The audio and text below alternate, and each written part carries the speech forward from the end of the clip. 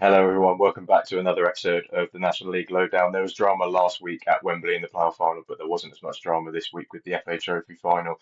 Before we come on to the game, I've got my co-host for tonight, Dan. How are you, mate? You all good? Yeah, all good, mate. Just fresh off watching the FA Trophy final. Not much to write home about in the game, but I'm sure we'll cover it all. Exactly. Craig, how are you? You all good? Yeah, not too bad. Thought the first half was good, but I'm not saying the second half was boring. But my daughter was next to me and she did fall asleep, so you can make whatever judgments you want on that. Yeah, not the best game at all, but we're always crack down and analyse every game that we go through. So we'll start by having a look at the first half. So as Craig said, a bit more of an entertaining first half. Dan, I'll come to you first. If you were Wealdstone, I guess you think you're probably the better side in the first half. Yeah, I think they looked a bit nervous. Maybe first 5-10 minutes. I think Southend had a lot of the ball, picking up balls in danger area, but didn't really create anything. But then once Wealdstone got a foot on the ball, there was a great save, wasn't there, from Adeng. I think it was like early on, really good save down, hit the post, and you think, yeah, I was up. Oh no, it was Baptiste, wasn't it? Sorry, wrong way, wrong way. Wrong way, wrong way. Yeah, so Southend started well, that was what I was saying. And then Wealdstone obviously got a hold of the ball, got chances, they were getting in good positions. Obiero was holding his own against the centre backs and things. And yeah, I think Wealdstone were happy with how it went. I think I messaged you guys like, after about 40 minutes saying if Wealdstone could nick a goal before half time, it probably went as perfectly as it could have done. But I thought, yeah, early on they looked nervous, but they definitely got a foothold in the game. And yeah, I thought they were the better side in the first half, really. Yeah, I'd have to agree with you. I think apart from the first 10 minutes, they got the ball down, they controlled it well, they moved it well. I really like their front four of a dark word, Barrio. I think is it Kaji, and Tashunga really interlinking really well, playing it down the wing backs were doing well. Hutchinson and Georgie, I think it was as well, that were getting in good positions and getting good balls in the box. And I just think it was that last bit in the final third where they had a shot that was maybe rushed or it was a shot that was blocked. Obviously, Georgie had a good chance just on the left-hand side of the penalty area just before the half-time whistle, which I think took a deflection off Scott Morris, and then was well saved in goal by Degendye, and then he flapped at the corner that came in. I think that was something that we all commented on about how he couldn't actually handle without having anyone around him in the first yard with inside him. Craig, I'll come to you from a Southend perspective. If you're Kevin Maher at half-time, you're probably wanting a bit more of his side, aren't you? Yeah, I imagine he was disappointed after what was a bright start. Obviously, a very good save from Baptiste, which Dan's discussed. Cardwell's effort onto the post. I think if that goes in, Southend really kick up the gears. But they look quite lethargic. Obviously, there's been a big gap for both teams. Wealdstone 3 weeks and a day. Southend probably about 3 or 4 days less, but not too much difference in that sense. And yeah, they both looked quite lethargic in that first half. Wealdstone enjoyed the possession, but you thought that Southend could do something on the transitions, but they ultimately made the wrong choice in the right moments there for them. Cook was booked for a late challenge on Parallon on 37 minutes. I think it's one of them I'd probably again call it an orange. It maybe was a little bit reckless, and if in the days of VAR, obviously they might have had a look at that. But thankfully for us at non-league, we don't get involved with that absolute rubbish. I did think the referee's focus in that first half, though, was trying to let the game flow. He kept his cards in his pocket a lot. Obviously, that Cook one it came out for, but Bridge made a, a pretty poor foul, probably a yellow card in most games, and he decided, no, we're going to let it play on. It's not going to do that. I'm going to keep my cards in my pocket, and I think he had a good game in that sense, although because of the low tempo, he didn't have any major decisions to say, and I think the Cook one he probably got right. Yeah, the Giorgio one, first thoughts was and Dangendye, if he gets beaten from there, it's a shocker. But maybe it was a bit of a disservice once you saw the deflection. I think he actually maybe deserved a little bit more credit on that one. But then, as you said, he flaps at the next crosses, and he did that a few times today where he flapped at the crosses. But ultimately, as we come on to it later, he probably walks off that pitch the hero. Yeah, absolutely. I think Southend looked dangerous on the transition, but then from the position where you've got Southend's quality on the ball, you could probably expect them to be a bit more and be more dictating the play potentially. Yeah, I think the referee had a good half. There was that one chance with Cardwell where he's about to go through as well, where there was a challenge and he didn't give a foul or a free kick for it. So I think that's probably the only thing maybe you could pick him up on that was a bit off. But yeah, good first half from the referee and the better of the halves because we'll come on to the second half. And that's the end of the podcast because there was absolutely nothing that happened in that half, pretty much. Craig, I'll come back to you. Anything of note that you could think of in the second half that made you think one of these sides is going to win this? Yeah, I was writing notes as I was going along. I put low tempo players cramping throughout. Obviously, like I said, you don't know what their preparations have been, but you'd have maybe tried to get maybe a friendly in for both teams beforehand because the gap was so big. Obviously, you can't simulate playing on that massive Wembley pitch and all of that. And you could see that it was a bit of a struggle out there. And you thought that Southend's maybe greater depth would come into account when they made the changes. I was like, are they going to kick on? And then they did hit the bar through a pie force, and although it was a deflected cross, and I think if it was going under the crossbar, the goalkeeper would have just got to it as well. Abirio looked lively at times. He had a shot blocked that went narrowly wide. It's one of them that blocks and it loops, and you're just waiting to see where it ends up. Hinchy then had a shot comfortably saved by Ndang, but for me, the biggest moment was 96 minutes on the clock. Biro plays it into Musa, and he just needs to slide Olamola in on his first or second touch, but he takes 4, 5, 6 touches, then plays it, and Olamola's offside, and you can see Iberio giving him an absolute piece of his mind there because he knew that was the moment. And then, of course, it moved to the penalties, which we'll come on to once you two have had a very short stay, I imagine, on the second half. Yeah, I think similar to you, I think pretty much nothing happened for the first 20, 25 minutes. The only thing that really sparked it into life, if you could say a spark, was there was a ball through from Chambers Perilli onto Bridge on the left-hand side, and he basically tripped over his own feet and it fell into Baptiste's hands. And then I think, yeah, both sides had half chances towards the end of the second half. That Abario chance, I think you were mentioning, the first touch from him where he takes it out of the path from the two Southend defenders, an outstanding touch, and it's a good block on there. And then Giorgio had a good shot as well that a ding and dive flapped at, and then the resulting corner is, yeah, he flaps at it again. And I think he's quite lucky to get away with it in that sense of ding and dive. Dan, do you have anything to add on this amazing second half that we've just sat through? Yeah, you took the words out of my mouth when you talked about the Jack Bridge chance. I felt like the Jack Bridge chance was summed up the second half like perfectly. There was passes being made, they were getting in decent positions, and then whether it was someone fluffing the lines or something going wrong, someone slipping over, it just all seemed to be that. And then the biggest one for me was I think the Southend goalkeeper Adendai was a bit bored because he made one save that was right at him, and he jumped in the air and like double fisted it like it was a TV save, like it was for the cameras definitely. And I was just like, yeah, you can tell he's been bored. He's thought, right, I'm just going to make this look good. And I thought you could have caught it probably. But yeah, and then that chance at the end for Wheels, I was screaming at my TV. Obviously, I don't support either of these teams, but I was just like, pass it, pass it, pass it, and he just didn't pass it. And then when he passed it, he overhit it, and he was offside, and you just like. Yeah, and then you seen him. I think it was Obiero having a go at him. Olamola was having a go at him, and then he was giving it back as well. So they were having a right argument amongst themselves. But yeah, it was just summed the game up really. Like I think they could have been playing all day, and there wouldn't have been a goal. It had to go to penalties, and I probably could have called that after about 50 minutes. I would say. Yeah, I think Gary Waddock's face was a picture as well after that chance at the end. He just sort of stood there on the sidelines. I don't think he had much emotion in his face during the game. As they said on commentary, it's the first 0-0 in the FA Trophy final since 1988 when Enfield played Telford United, who don't even exist anymore. That's how far back the last 0-0 was, and only 2 0-0s in the FA Trophy final before this one. So yeah, we picked a good one to review, lads, and it's the first time since the non-league finals day that both games have been 0-0. So those poor people that went. Thank God I didn't. Penalty shootout. Obviously, a Dang and Die ended up being the hero. Some two good saves, I think, Dan. I guess you agree. Yeah, I mean, for me, I normally say, "Oh, it's a poor penalty," but I actually thought they were good saves. And then the ones that were scored were good pens. I was actually surprised Charlie Kendall missed because when he stepped up and it was already 2-0, and I thought this is it over because obviously he's technically good. He scores a lot of goals. I was just and then obviously when he saved, I thought, oh maybe. But then how often? I mean, you're the stat man, Louis. But how often do you see teams go 2-0 down the penalty shootout and come back and win? Very rare, I'd imagine. So they were up against it, and they gave it a go. But obviously, it was at the Southend end. They had I think it was 31,000 Southend fans I've seen today. Absolutely incredible, by the way.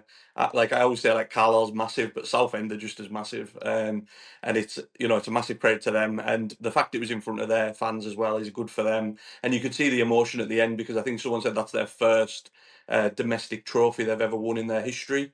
So, like I say, for me, with the game was disappointing, but you could see how much it mattered to both sides. Yeah, absolutely. It's something that potentially they could kick on now with next season. Maybe is use its momentum. And Craig, anything to add on the penalty shootout and obviously the game itself? Yeah, I thought the Olamola penalty was a bit of a poor one. But ultimately, if the keeper dives the other way, it's a good penalty because any penalty that goes in the goal is a good one. So you've got to give him credit for Ndeng Dyer. And yeah, we talked about the two goalkeepers quite a lot beforehand and who we thought was better, and maybe we were slightly edging towards Baptiste. So I probably do think had the better 90 minutes at the two of them. But also, Ndeng Dyer stepped up really well in these moments. Although the Kenda one that Dan has mentioned, I thought was probably the best save out the lot from Baptiste. It was low down to his right, and it was a strong hand. I think again, keeper goes the other way. You're saying it's a really good penalty. So yeah, but yeah, 2-0 down in penalties. You're always chasing it. And then Gus Scott Morris scored the winner. Now you could, if rumours are true, say that he's just won Southend a trophy with his last kick of the ball for them. So if that is how he's going to go, it's not a bad way to go out, of course, for him. But yeah, that's all something we're sure we'll keep an eye on over the summer because he's probably one of the bigger names in this league. And obviously with the amount of goals he scored from right wing back, it'd be a massive loss to Southend and the league. But yeah, scored his penalty straight down the middle. It takes massive guts for a goalkeeper to just stand there. So it's such a good decision from him. I think when you look at statistics and that, if it's the last penalty and the keeper doesn't dive, he's going to get hammered for it. So have you got the confidence to put it down the middle? And he did. And yeah, they won 4-2 on pens. Obviously, they took all 5. Wealdstone only took 4 because it was redundant, their last penalty. I'd like to know who was taking it for them, but I guess that's something we're never going to know. But yeah, probably on paper the right result, but on the day I actually thought Wealdstone was slightly better, and I think they'll walk off a little bit disappointed. Yeah, I think I agree with you there. You're probably happy because you predicted Southend to obviously win the tournament at the offset of the tournament. Yeah, we've got Scott Morris, 2,000 points obviously. for that, by the way, just saying. We had the debate last week on the playoff final pod about your best penalty taker going last. I think we've got egg on our face in that sense because Scott Morris has stepped up and put it in the back of the net, but he could well have missed in that sense. Kevin Maher has obviously been a conversation for a lot of people online, social media, Southend fans. Could it be his last game, Dan? How do you see it going for him going forward? He looked really emotional, didn't he, when they won? And I don't know. I don't know if that's just me reading too much into it because we've already speculated about his future. But yeah, I think it might be. I think this season in the league, I think they're potentially underachieved. I had them up there, and obviously I think they finished 6th in the end. Should have been higher, really.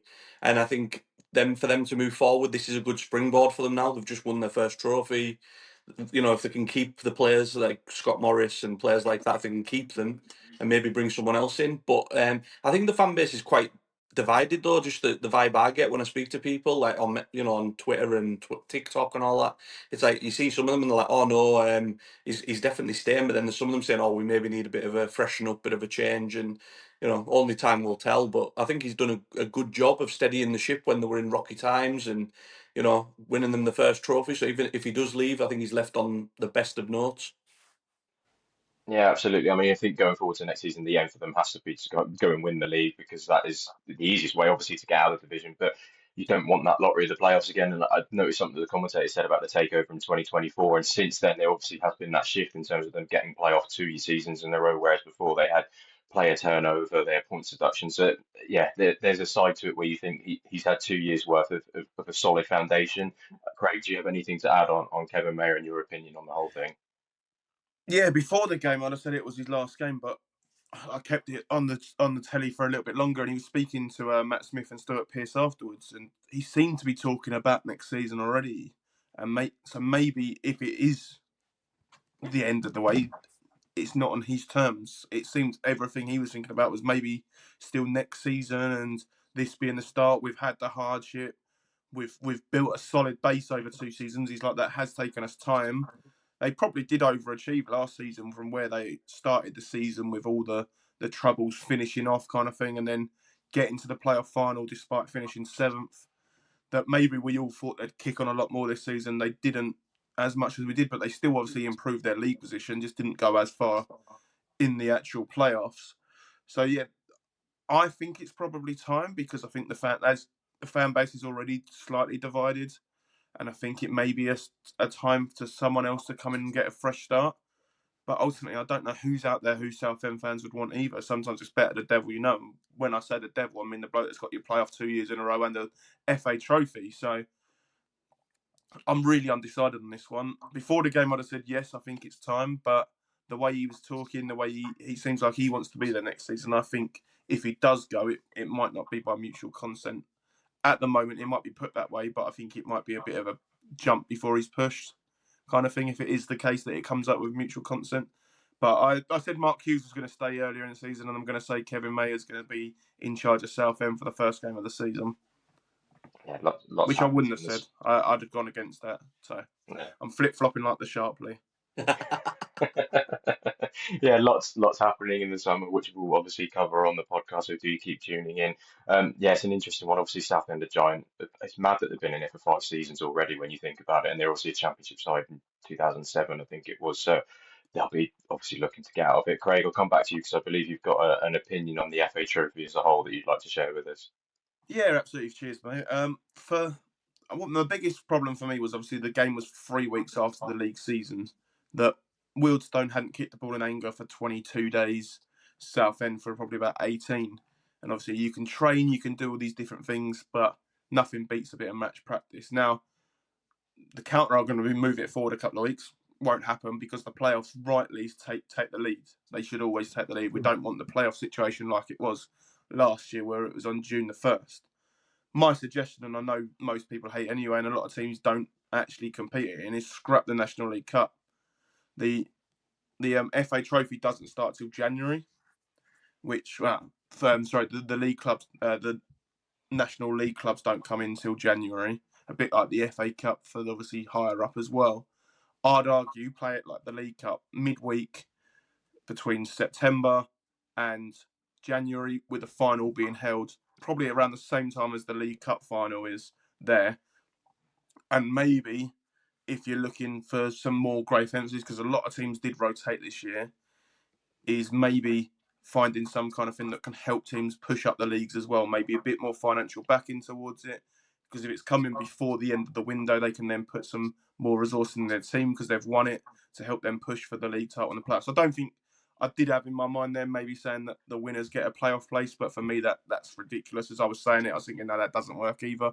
But maybe a bit more financial backing. We know how much money's in this game at the top level. This is an FA competition. Can they put a little bit more money and finish it earlier so the team that wins it really gets kind of a bit of a reward that can push them in the later stages of the season? So yeah, for me, scrap the National League Cup, play it midweek from September to January, final in February or early March time before the window closes. Big reward for the winner, and then teams will take it more seriously because Carlisle rotated massively, York did, I think Rochdale did. So many National League teams rotated, and ultimately, I think 2 out of the last 4 were National League North clubs. I think 4 or 5 out of the last 8 were Step 6 clubs, kind of not Step 6, Tier 6 clubs. So yeah, I think it needs to have a little bit of a revamp, and I'd scrap the National League Cup because it's a waste of time anyway. If you want that cup, put that later because then everyone will rotate in it anyway, like they do anyway. Put the FA Trophy earlier in the season, bigger financial reward, and give that team that's won it that day out at Wembley, but also some financial backing to then push for the playoffs. And teams will take it a lot more seriously, I think. That's just an opinion. What do you guys think on that? Do you think I'm talking rubbish? Shockingly, No, mate. Shockingly, mate. I agree. I agree. And you had me as soon as you said scrap the National League Cup. I was in. I was in. Sack that. That's a joke. But yeah, but like you say, play that one later on, and then teams have got the option to not be in it. Like Carlisle weren't in it this year. Like so then they've got the option. So if you push them for the playoffs, they can be like, right, we're not playing in that. Whereas take the FA Trophy more seriously, give teams more incentives, like say more money, more backing, things like that, which will then spur the teams on to do well. And then it'll be a reward for a Wealdstone or someone like that get to a final. Maybe they don't win it, but there's still a substantial financial package for them getting to the final. So yeah, I totally agree with you, mate. Totally. yeah, I agree with you in that sense as well. I think a lot of the consensus from a lot of sides when they go into the season, especially when you look at the FA Cup, is that they prioritise the league, even that far down the pyramid. It's always prioritised the league. And I think there's also the degree of even though they have had 3 weeks off, you could see they were tired at the end of it. And, playing 50, 60 games a season is going to have to take their toll on it. And it is the end of the season. And they're going to want the holidays at the end of the day. Like, some of them are part-time, obviously, but full-time professionals have worked their socks off all season. Some of them probably don't want to wait 3 weeks for a final at the end of the season. So I completely agree on that front. Before we finish, I'll come to you just on the off. Who do you think is going to win it next year if you had to put your name down in a hat and pick out a team out of the team so far? Dan, I'll come to you first. Thanks, mate. I haven't even thought about it. It won't be Carlisle. Let us have a think. Boston. That's not a bad shout, I wouldn't say, Craig. Forest Green. I was going to say Forest Green as well. I think it's the kind of thing that Savage would love to win because he loves winning. Squad depth, as we know, building all those players up over that time. Yeah, I could easily see Forest Green doing it. I hope it's not the case because I'd love us to win it, but you never know in that sense. And then the last thing, congratulations to AFC Stoneham who won the FA Vars. It was the end of the line for Cockfosters. They drew 0-0 and they got knocked out in the penalty shootout in the early kickoff. So yeah, not the one for the neutrals at non-league day, but congratulations to both teams, Southend and AFC Stoneham, who won it. And yeah, that wraps up this podcast. So thank you very much, everyone, for listening. Congratulations, as I said, to the two teams. Do like and subscribe. Do give us 5 stars on Spotify. And yeah, keep posted. We've got exclusives coming up. We've had exclusives on the channel. So yeah, keep watching. We'll see you in the next podcast. Take care.